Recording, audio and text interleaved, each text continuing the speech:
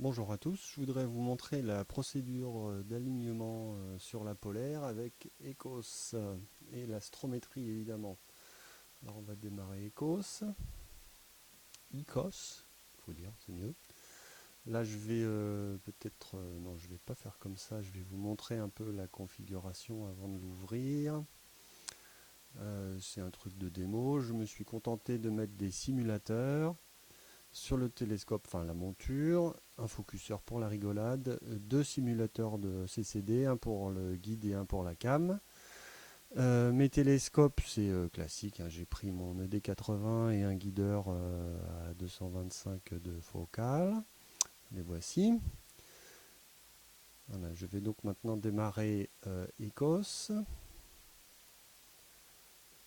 Les drivers Indy plutôt. Le principe c'est donc évidemment on déparque la monture.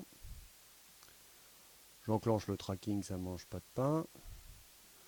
Et voilà, donc là c'est la procédure d'alignement sur la polaire. Le principe c'est de prendre trois photos, de faire la résolution de ces trois photos. Ça permet de déterminer le décalage par rapport à l'axe polaire.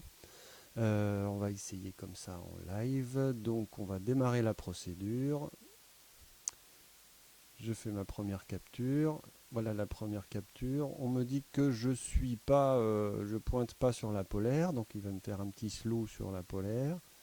On va regarder ça du côté de Castars. Je vais zoomer. On va voir arriver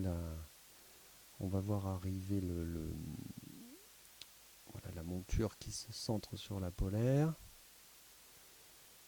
Voilà, on peut recommencer pour vérifier qu'on s'est bien rapproché du pôle. Et voilà, c'est parti. Donc maintenant, je suis suffisamment près du pôle pour pouvoir démarrer la procédure. Je vais pas le mettre en automatique, comme ça on va voir ce que ça fait. C'est parti. On prend une première photo et on la résout.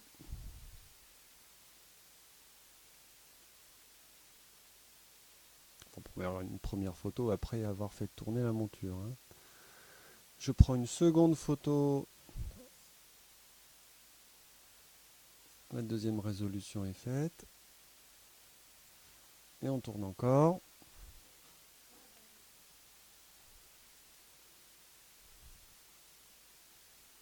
Et on recommence. Voilà, l'idée c'est ça, c'est d'arriver à ce type d'affichage. On voit bien ici, vous voyez en vert, le centrage de la monture par rapport au vrai pôle céleste. Et donc, ECOS nous a calculé un vecteur de rattrapage. Il suffit de cliquer sur une étoile, une des étoiles, et on voit quelle est l'erreur par rapport à cette étoile. Du coup, on peut déclencher un rafraîchissement avec le CCD et de pouvoir ajuster la monture avec les vis d'ajustement en altitude et en azimut. Je ne peux pas le faire là évidemment puisque je suis en simulation.